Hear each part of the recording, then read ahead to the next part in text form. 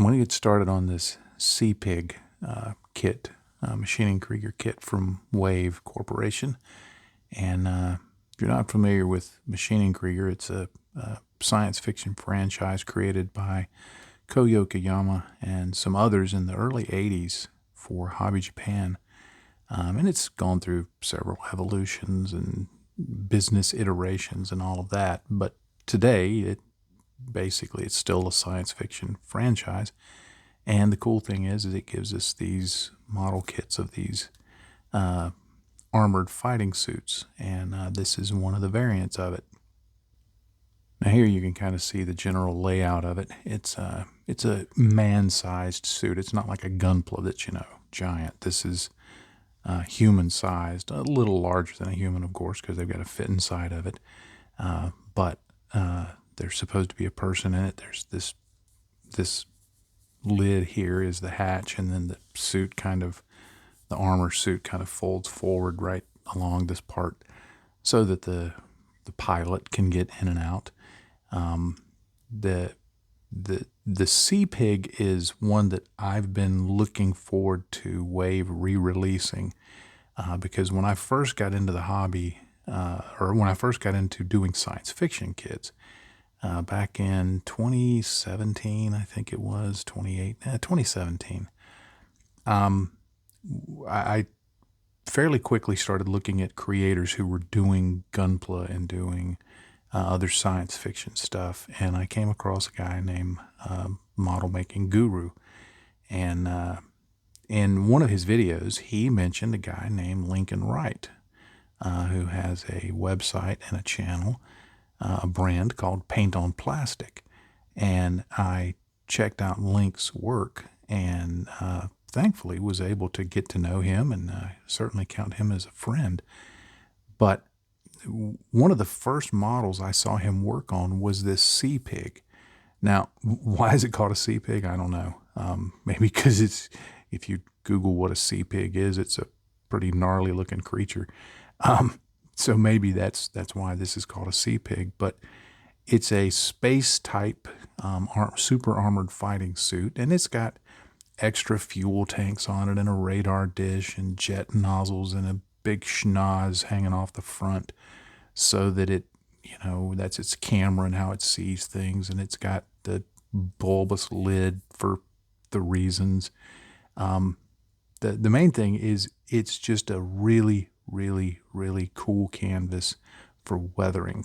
That's one of the hallmarks of, I guess you would say, the overall aesthetic of machining Krieger is it invites everything from fairly clean looks all the way to just absolutely beat up and, just creativity. Just do what you want. I mean, they have some suggested markings here, and they have stories, and they're written in Japanese, but if you use a translate app like Google Translate on your phone and just hover over it, it'll translate it and you can read it, and it's perfectly clear. So it's a very unique looking model, and I'm really happy that Wave has, like I said, re-released it. What Wave does is they just periodically 2, 3, 4 times a year, they take a kit that had been previously released and they may add a few parts to it. They may add it may just be an antenna here or a fuel tank there or whatever, and they release it and put in some new markings and some new things like that. And people love it, and it works for Wave. It works for modelers, and one time someone asked me, they said, but they're only releasing the same 4 or 5 kits over and over and over and just minor variations. And they said, they asked me, they said, what fun is that? And then I reminded them that they really enjoyed it when I built Spitfires, and I built 85 Spitfires. And basically with Spitfires, there's 3 variants. There is the short nose Merlin engine, the long nose Merlin engine, and the Griffin engine Spitfires. Everything else is just lumps and bumps and changes in exhausts and number of propeller blades and things like that. And they said, I never thought about it that way. And I said, yeah, so this is no different. So I'm really happy to get this re-released and be able to start on it.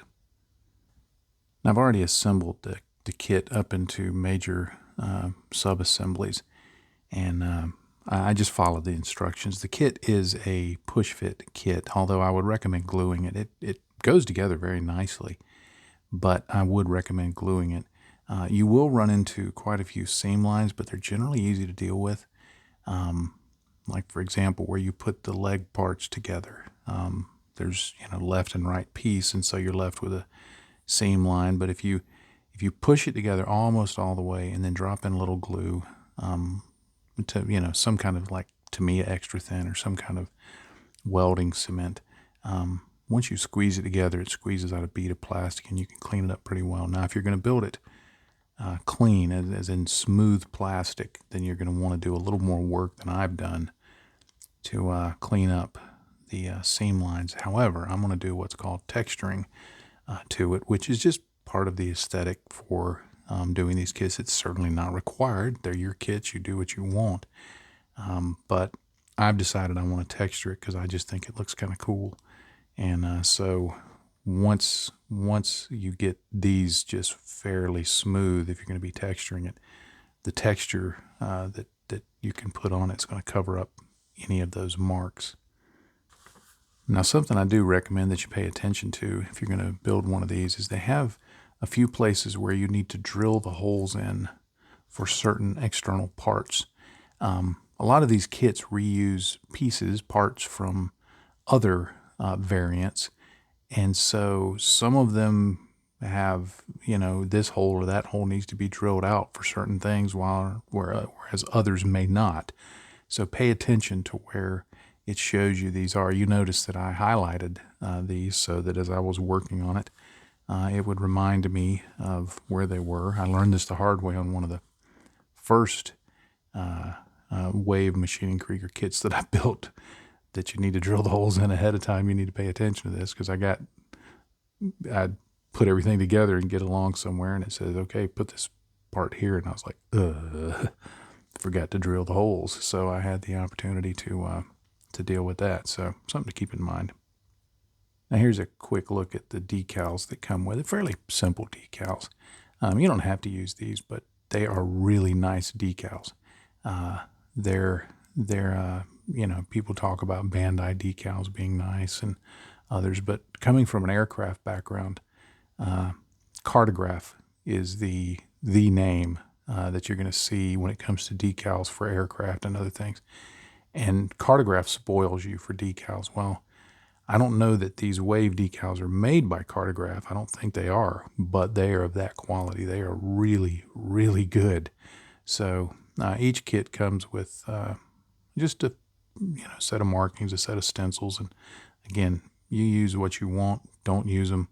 The aesthetic is drawing from World War II aircraft and tanks and stuff like that.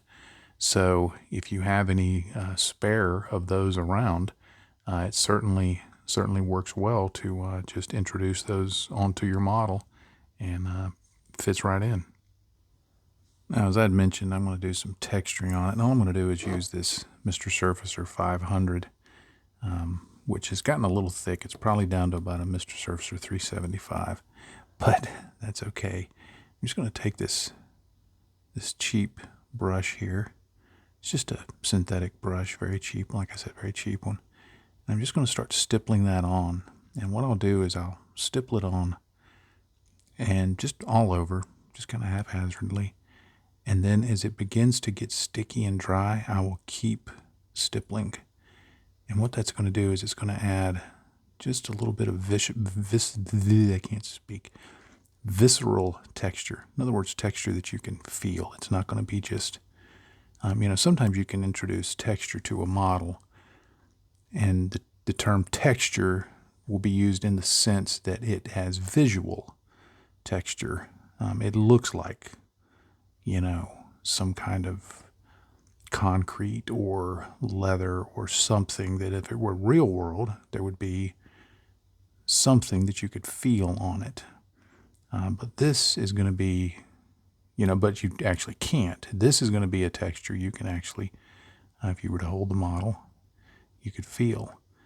Now, when I saw Lincoln Wright, texturing Machine Krieger models, he would quite often use Tamiya basic putty or things like that, which works great. I've done that before, but I just like this Mr. Surfacer because it's really simple. And what I do, like I said, is I put it on, and as it begins getting sticky, I just start texturing it around and or stippling it around more. And then you can put on additional layers. It's all up to you, how textured, how sticky you want it, how rough you want it. What I'm going to do on this one is once it gets on here and gets dry, I'm going to actually take a sanding stick and just lightly buff it back. I want it to have a rough look, but not too lumpy bumpy. You know, I want something that is going to look, have a certain look to it, but not be too lumpy. You can see the texture starting to develop on there as I do this. Now, in the lore, to be honest, I'm not sure what the texture is supposed to represent, because quite honestly, I don't remember anybody ever mentioning it specifically. It can represent kind of like if you've seen armor modeling like Martin Kovac from Night Shift Scale Models does, or others, Adam Wilder or Meg Jimenez or stuff like that. You'll know that, when they apply texture to a model, it's supposed to represent kind of a cast steel look and give it a heavy, weighty appearance. And certainly that can be the case with Machining Krieger. You can give it a look that is, kind of cast steel, cast iron, cast future space material, because this is all supposed to take place in, I think, the year 2880, somewhere around there, the 29th century, I think that would be. So in the future, so it's far off in the future. So it gives you plenty of license to imagine things, however you want it to look. And while you can say, okay, for my model, I'm pretending, because that's really what we're doing. We're just pretending. I'm pretending that this is, some kind of cast look. I've always thought of it as an anti-radar and or anti-radiation coating. And I say radiation because a lot of the weaponry in this sci-fi world is lasers, like this laser arm here.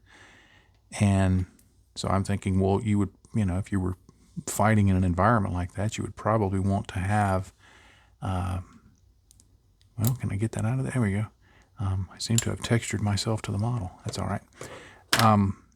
But, you would seemingly want to have something that would protect you from lasers. So in my mind, it works that this would be an anti-radiation coating, and also, something that would maybe deflect radar. So that's my story, and I'm sticking to it. But, that's the beauty of this. You can come up with whatever you want. One of the things I like to do is when I'm building these is this knee armor here is not glued on. And so what it allows me to do is I can texture, I can paint, I can do whatever I want, and then I can pop it off and get to the leg piece behind it, and at the end, and pop it on as I need to and weather it so it's all a cohesive unit. And then at the end, when I no longer need to have the ability to pop it on and off, I just glue it on and it's in place. But you can see I'm just continuing to texture this just like I did the foot, and I set that foot aside to dry. And sometimes what I'll do is, like, And I may do that on this, as you'll see that there's like a door right there. Sometimes I'll mask that off. I'll just put some, whoops, come back here, you. I'll put some masking tape on it, cut it out, and mask that door, this door, whatever. And leave that smooth. Again, you can come up with your own lore reason for it, or you can just say it's for the reasons. Sometimes I just like, when somebody says, well, why'd you do it that way? That's for the reasons. No particular reason. You imagine the reason. I think that's what's fun about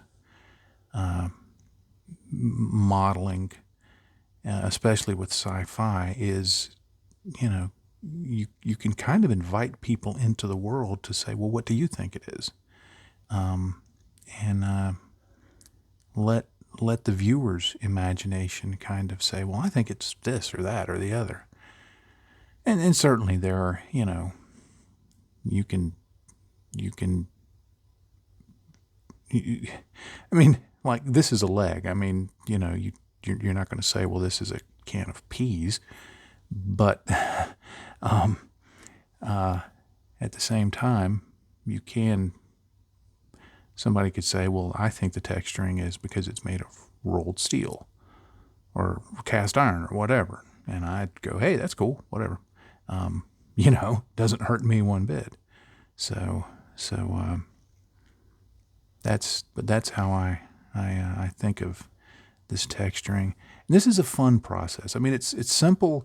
It's one of the things I love about machining Krieger is that there's some things in it that are just simple, sit at your workbench,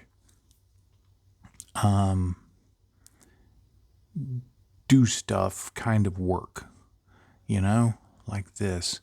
And you don't have to overthink it. It doesn't get complicated. I mean, I could show, I have grandsons that are 5 years old, and while I wouldn't turn them loose with Mr. Surface or, it's not so hard of a technique that if I did show them, here's how you do this, that they couldn't do it.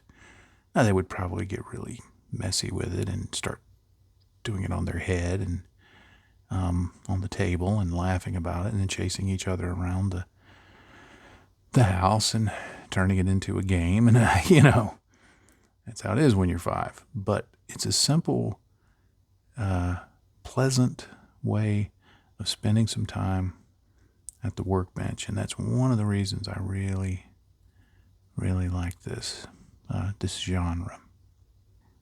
Now, in the video title, you probably noticed that I mentioned that there was going to be a bit of a ramble in here. And I used to do this on Patreon. I'm no longer doing Patreon, but folks who were patrons will be familiar when I mention that I'm going to do a bit of a ramble. And what that is just essentially me talking about some topic that may or may not be related to the model I'm working on. And the model that I'm working on is just a backdrop, and every now and then I'll mention something about the model itself and then go back to my ramble. So I wanted to ramble on, and I guess you could kind of classify this as a deep thought video, but I wanted to ramble on about what a conversation that I had with a modeler recently. And it's a conversation that I have with a lot of modelers, both people that I know locally or that I meet somewhere, and also just people emailing me or dropping a comment in a video or somehow getting in touch with me that way. But I just wanted to kind of ramble on a little bit about the concept of taking ownership of your growth in the hobby.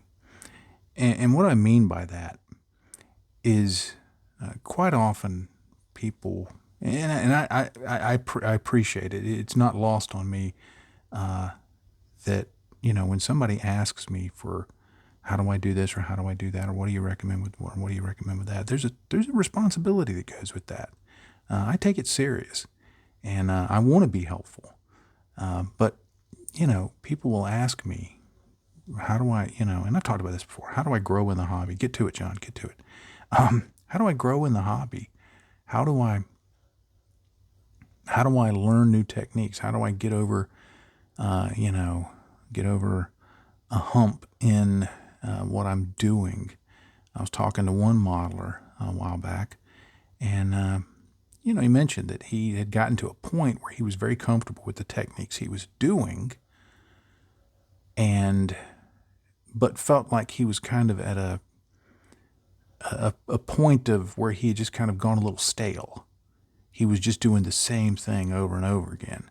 In fact, it reminded me of a saying that I heard Lincoln Wright talk about. He was talking about, there's some modelers who say, "Oh, I've been modeling 30 years," and he says, "No, you've been modeling for 1 year 30 times." And the idea being is that there's no growth. Now, I talk with some folks and they say, "Well, I've been doing it the same way for years and I'm perfectly happy with it." And if that's you, hey, you know what I say at the end of every video. If you're not having fun, you're doing it wrong. So if you're having fun, don't sweat it. Don't worry about what I say or what others say. You do what you find fun, of course. But if you're looking at what it is you are doing and you're thinking, well, I would like to learn more. I would like to do more. I would like to grow some in the hobby. Then I think the concept, when I mentioned, where's my thingy? Here's the thingy. I'm going to switch to this foot now. I mentioned the concept of taking ownership of the hobby. And it sounds simple, but when I have mentioned this to folks, they indicated to me, wow, I'd never thought about that. And by take ownership, I mean, sometimes I think we can step back in the hobby and say, well, let me just do some self-evaluation. And I'm not talking anything deep, but just look at it. And, if you're looking at your work and you're fairly happy with it, but you're seeing other work and you would say, I'd like to know how to do that. Then ultimately, you can ask me, you can ask others, you can watch videos, you can read books. I mean, all of those things are good. I do them. I'm not saying don't do them. But ultimately, you've got to step out and take some risks. You've got to take ownership of your own growth. And that's what I've done. Because I realized, and again, this is something, if you've kept up with my rambles and stuff that I say, I realized once I switched from building exclusively aircraft and mostly World War II aircraft, and I built hundreds of them, literally, over from 2006 to about 2018, I think I built around 300 World War II aircraft. And I became fairly experienced. I would never say good because I think that's such a subjective term. Somebody said, "Are you a good modeler?" And I said, "Well, you tell me. I can think what I want about me, but what I think about me may not be valid at all in a bigger, grander scheme. Even if I'm happy with it, I've known I have a good friend who has some physical challenges, and honestly, people have looked at his models and said, what was that done by an 8-year-old? And I'm like, well, no, it was done by someone with some very, very significant challenges. And that's the best he's going to be able to do, and he'll admit that, but at the same time, he absolutely enjoys it, which is great. So, keep that in mind. But when it comes to growth, if you're looking at what you're doing and you're wanting to, there, I didn't fingerprint at that time. See, you can learn. If you're wanting to grow, you've got to be the one to take responsibility for it. You've got to be the one to do it. And it can be something that, like I did, where I don't necessarily say you have to do something as drastic as completely ditch your old genre. genre type of models that you build, and go to something new like I did. But stepping outside of what you're used to might help you in your growth. It immensely helped me. When I started doing Gunpla and Machining Krieger and Warhammer and started seeing what other genres did and seeing how they applied products and what the methods were and things like that, it really transformed my modeling. And I feel like I'm a much better modeler for it. When I recently got back to building an aircraft, I built a Trumpeter Seahawk. And I could tell as I was doing the things that I used to do with aircraft that I was better at skills like brush painting and things like that because of the work that I'd done with miniatures and things like that. But I also had a better understanding of light and shadow and, things that before I was not as comfortable with. It was, a lot of it was what in the aircraft world we would have a few years ago, would have titled the Spanish technique. And, I realized as I got into the world of sci-fi, and especially with painting miniatures, gaming miniatures, that what the aircraft builder would call the Spanish technique was just a standard technique for tabletop gaming, edge highlighting and shadows and things like that. But I realized as I got into the genre that, okay, this is forcing me to learn new stuff. And I saw the benefit of it, because all it's really doing is giving, when I went through that process, it just basically gave me more tools in the toolkit. I have friends who do, say, woodworking. I have one friend who does magnificent woodworking. And if you go to his shop, he's got a very nice shop in his backyard. If you go into his shop, he has hundreds, if not thousands, of tools. Everything from these giant cutting thingy-mabobbers with spinning, whirling blades of death to little, little bits and pieces and things hanging on the wall, and most of which I have no idea what they're for. I could probably guess, but who knows? But they're all just tools. And it's the same way when you take responsibility for your hobby, so to speak, then you're really just adding tools to the toolkit.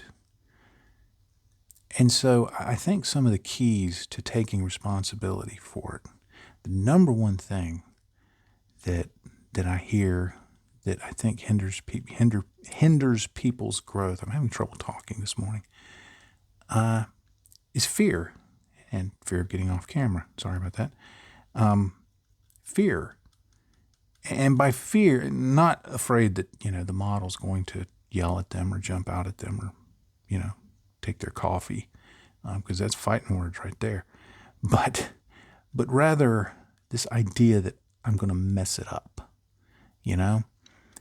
and there is a sense in that. I mean, obviously you could take this too far, but there's a sense where you can't mess up a model. I mean, yeah, if you take the box outside, put it on your back porch, set it on fire, and, watch the plastic burn, okay, you're probably not going to be able to build that. You might call it, performance art or something like that, but you're probably not going to be able to build it. But certainly, if I build this model and I start texturing it and I get done with it and the texture's rougher than I want, I don't say, oh, gee, I ruined it, and throw it away. I get out a sanding stick and I sand it back a little bit. I keep working on it. To use an old NASCAR term, I keep wrenching on it. You just keep wrenching on it. and get over that fear of I'm going to ruin the model. And I think part of that is I blame contests and social media. Now, I'm not against contests. I don't participate in them myself. I don't mind when others do. I've judged contests. I've been the head judge for a contest. I get all of that. But I think a lot of times because people are thinking, well, I want to enter this in a contest, they think, well, if I don't do this right, then I can't enter it, and it's and therefore it's ruined. And I want to put it on social media, but if I get one thing wrong, people are going to make fun of it. Get over that. Get off of social media if it's causing you to do that. I got off of social media. I'm a fan of ditching social media, but that's another ramble, I suppose. But don't worry about what other people think. If you want to build a model and purposefully do what some people might say is ruin it, so you test the edges of what works and what doesn't, do it. I've done that before. I remember there was one model that I was trying to learn a new chipping technique, new to me, and brush chipping. Because believe it or not, with aircraft, I didn't do brush chipping. I did it with pencils, silver pencils. So I started doing this brush chipping, and I just kind of went in and said, okay, let me go big, let me go small. And I look back at that model now and I think, oh gosh, that chipping looks horrible.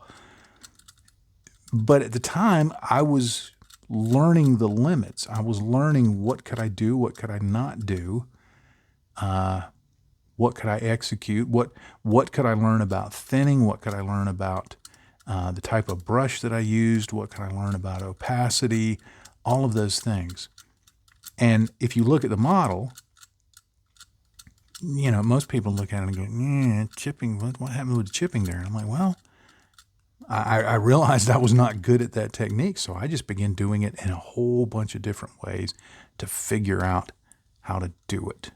So I think the biggest thing in taking responsibility for your own growth is get over the fear. You're not going to ruin the model. You're gonna learn stuff if you look and understand. In getting over that fear is to accept failure. And I think that kind of segues into the next thing. If you're trying to grow, failure is not failure. Failure is just a data point.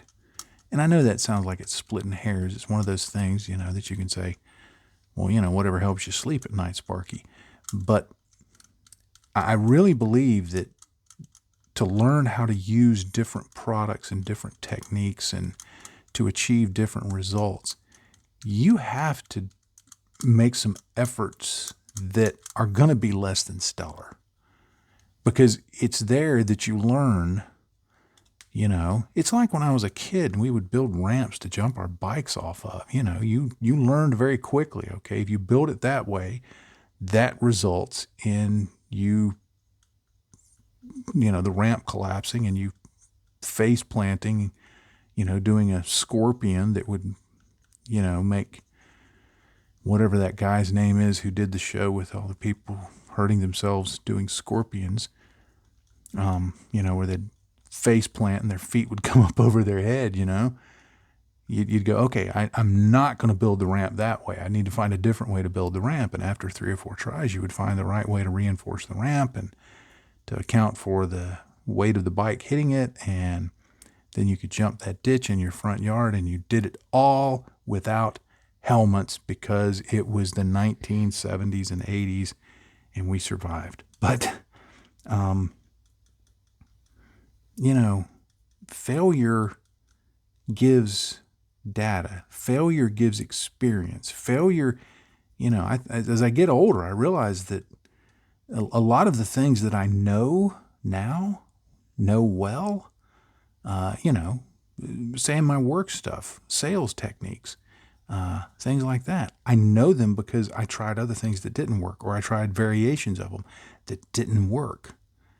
And I learned from that. And so now one of my coworkers that's a younger employee one time heard me on a sales call, and they said, "How do you know how to just shift in the middle of a sales call to respond to what the client is talking about?" And I'm like, "It's because I've done it for 27 years, and I've had some success, but more failure than success. But I learn from the failures. There's very few things that teach like, well, I won't do that again. So it's part of taking responsibility for your growth in the hobby is accepting failure. And then a third thing that I think has been very important for me, and I pass along, and all of this is me passing it along if it's helpful. If you're hearing any of this and you say, that doesn't sound like anything that would really benefit me, then it's still been helpful, But I think looking around and saying, what am I doing? Okay, is there something that's completely different than what I'm doing? If I try that, what would that look like? For example, when I was building nothing but aircraft, I pretty much did everything with an airbrush, except for painting little cockpit dials and switches with a brush, and most of that was just dry brush or a decal. Almost everything I did was airbrush. Now I got pretty experienced at it. I could get a fairly good result. I would even do weathering. I mean, I did fuel stains and oil stains and dust, and all of these things with an airbrush. Could get very fine lines, very precise work, freehand camouflage, all of that. Well, when I started getting into, especially with the miniature painting world, so much of that is centered on brush painting. And as I begin to work on brush painting, remember I talked about taking that knee armor off? Boop, there it is. And I can just get here. But when I started focusing on brush painting, well, that was a whole different experience. And I suddenly went from doing some work that I said, okay, I'm intentionally going to try and get better at brush painting, that I kept wanting to just go back to airbrushing because I'm like, wait, I can do this with an airbrush. I can do this easily with an airbrush. But I'm having limited success with the brush. But I stuck with it. So now, things that I used to, I had friends who would not or could not, maybe they couldn't afford it, use an airbrush. And they said, I'm able to put down paint that's, smooth and even. And I used to think, no, there's no way. I'd see their work and I'd go, but if I saw it up close, I could tell it was brush painted. Well, now I've learned how to brush paint in such a way that you may not be able to figure out that it's brush painted. I've done that. There have been times that I've done a model all brush paint, and I would show it to somebody, and they would go, "Wow, how did you get that effect with your airbrush?" And I'm like, "That's not an airbrush. That's brush painting." And they say, "But there's no brush strokes." And I'm like, "Yeah, that's the trick of learning to brush paint. To learning to brush paint with some degree of precision." So, looking at things, what do you not know how to do or to do well, or what are the things that you avoid, and say, well, I'm going to go down that road because, you remember, well, you may not. It was even before my time, before I was born, but when President John Kennedy was talking about going to the moon, and he said something to the effect of, we choose to go to the moon I think he said, we choose to go to the moon in this decade, not because it is easy, but because and it's hard to say this without trying to sound like him, not because it's easy, but because it's hard. He had that accent. But picking something and saying, okay, I'm going to do this not because it's easy, but because it is hard. And I want to grow from it, and I want to learn from it, and I want to make mistakes, and I want to have successes. And again, I think it's a very important part of taking ownership of your growth in the hobby and getting out of it what you want. Now, another thing that I think is part of taking ownership of your growth is trying new products. I've had so many people tell me, well, I've never used this or that because I'm afraid of messing it up and getting back to that point. And I'm like, look, use the product. Use it wrong 20 different ways to figure out how you use it right. I mean, nowadays, for the most part, there's almost no product that you can't find mentions of in social media or forums or something online, a manufacturer's guide. A lot of them put out PDFs of how to use the products. You can certainly find videos of how to do it. I know I've done plenty of videos about how do you use this product or how to use that product or, how do you use this specific technique or something like that. But identify some things some products that you're like, well, I've always heard of that and it seems interesting, but I've never used it. So let me try using it.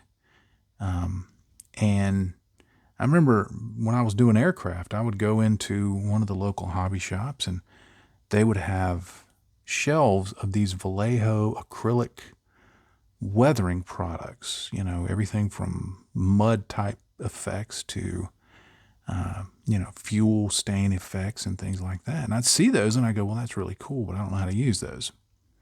And you probably wouldn't, I probably wouldn't use it on aircraft anyway. But when I got into doing sci-fi and other things and I started using those, then all of a sudden it opened up this whole world of new things that I could do just because it was new products. Now, beware, it's going to also hit on your wallet. Did for me. So, proceed wisely. But taking ownership of your growth also involves, like I said, just finding, okay, what are some things that I have no idea how to use? Watch some videos, read some stuff, see, could I make this useful? I remember early on when I had made the shift to sci-fi and stuff like that, but was, with Warhammer 40K was building some armor and things like that. I started watching armor modelers to see how they weathered stuff. And I remember one talked about, don't use acrylics, don't use acrylics, don't use acrylics. And so for a while I wasn't using acrylics to weather. But then I started, noticing, well, gee, this Vallejo company seems to be putting out a lot of acrylic weathering products, and they've got people on their channel that show how to use them, and they're being fairly successful with it. And so I started using them, and now, quite honestly, I think I'm getting to where I prefer to use acrylics for weathering more than oils and enamels, although I still use those. So finding different products, finding pigments, oils, enamels, acrylics, weathering pencils, natural materials, whatever you can find, learn how to use them. Learn how to, and there's some of them that, there's been a few that I've used that I said, well, that really didn't do anything for me. It's okay, but didn't really float my boat. There's others that I had used extensively in the past, like enamels, that I rarely use now because I ultimately like using oils better, or there are things that I've found that I'd always used enamels for that I can do just as well with acrylics, and plus half the time, because I don't use enamels a lot, I always had trouble with, after a while, I'd open the bottle up and it would be either gunky or dried up. Well, in using acrylics and oils for stuff like that, I don't run into that problem as much. So, sometimes you may find something that you liked using, you may not use as much. You may find out that there's a product that you try that you don't really like, but now you know. So I think that's an important aspect of it too, in terms of taking ownership of your growth in the hobby, is just trying different products. Now, one cautionary statement in that regard: don't fall into the trap of, if you see somebody using a product and using it well, thinking that the first time you use it, things are going to go really, really well with it. That doesn't always happen. Sometimes, and I guess this leads me to my, what's going to be my final point, major point of taking ownership of your hobby growth. Sometimes it just takes repetition. You just got to recognize that. I remember one time I did a video years ago about airbrushing, and I talked about how important thinning the paint, air pressure, and practice are. Well, somebody emailed me, and they basically, I mean, they said it in more words than this, but they basically said, I did everything like you said in the video and my model didn't turn out good. What did you do wrong? And I knew them a little bit, so I felt like I could be a little freer in my reply to them. But at the time I said, look, I've airbrushed 325 plus models of all different types, with all different types of paints. What makes you think that you're such a Superman in modeling that you can do it to the level that somebody who has a lot of experience can do on your first try? Now, there's some people who take right to it and they do well. But the point is, you have to be willing to put in the repetitions. You have to do the reps. It's like if you've ever done any, say, weightlifting. Years ago, you wouldn't know it now looking at me, but years ago I was heavily into weightlifting. I lifted loads of weight. And I went to a little gym here locally, and I never talked to anybody. I just kind of was a loner in the gym, just did my work and got out of there. But I got to know this one couple that went there, and I found out that my nickname that everybody called me, not to my face, though I certainly wouldn't have minded it, was Thor, because at the time I had really long hair and was really big. But I got really big really fast, naturally. I will say that. I did it naturally, because I was in the gym all the time doing repetitions. And it's the same way with this hobby. I can sit here and do this texturing without really even thinking about it and having it look reasonably well, because I have done this so often. You talk to Lincoln Wright. You're like, well, how do you just seem to just know this stuff? Well, he's done it so much. That's why. And so there is a benefit to repetition, that if you're going to take control, take responsibility for your growth in the hobby, there is a benefit to repetition that just can't be replicated any other way. You can watch 500 videos on texturing, and you're going to be armed with a lot of information. But until you have the practical experience of taking a bottle of stuff and a brush or whatever you're going to use and pouncing it around on a model and going through some cycles of, well, that didn't work really well, and this didn't work really well, and aha, that worked well. And then you keep refining it and keep doing it and refining it and keep doing it. If you don't do the repetitions, you're not going to have success. All right, well, that's about enough for this ramble. To draw it to a close, taking responsibility for your growth in the hobby, I think, in the end, makes it more fun. And that's the point. That's the whole reason for doing it. You know, I always say if you're not having fun, you're doing it wrong. And if you start trying to learn, there's some things that I've made some very minor steps into, say, lighting a model. And I just didn't like it. I mean, I got how to do it at a basic level. But when I got done, I'm like, I like to see when other people do it well. It looks cool on a model, but I'm like, that's just not something I'm interested in. I'm very interested in weathering a model, you know. So I'm very interested in how can I paint on lighting effects. And so sometimes you learn as you're growing in the hobby that here's this one thing that maybe I don't like, so I move on to you move on to something else. I've done that. But the things that I have stuck with and that I've put in the reps on, like this texturing, I have fun with it. And that's worth doing. That's why it's worth, I think, spending the time to just do something. Do it repeatedly. You know, you can't get in repetitions on one model a year. And I know, everybody's got different budgets and time constraints and all that. But if you can, build stuff. Build simple stuff. Build little stuff.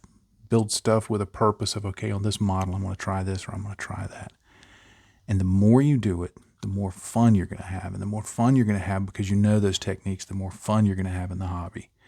And it's just going to be a very positive thing for you. And I think you're going to have a lot of fun.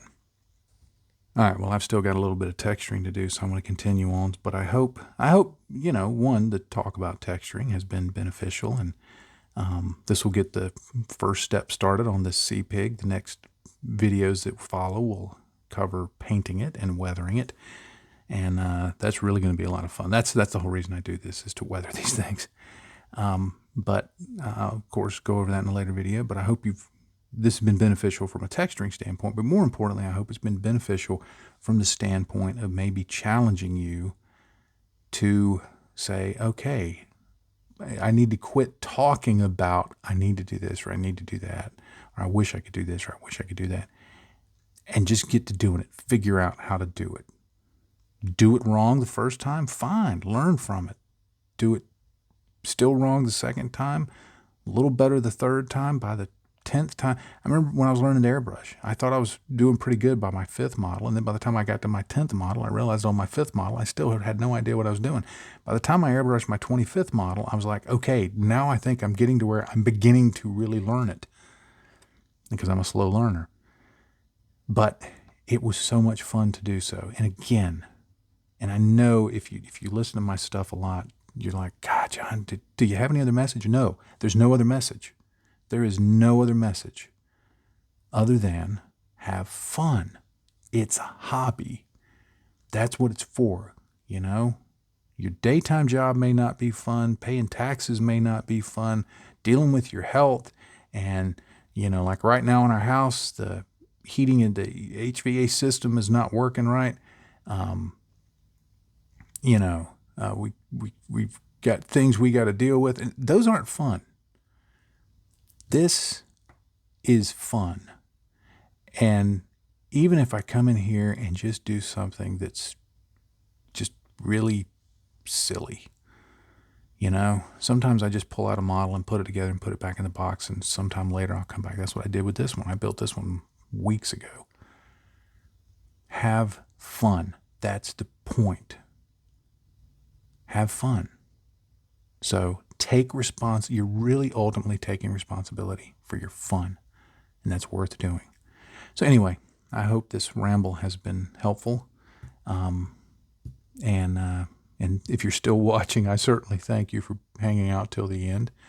Let's have a little fun.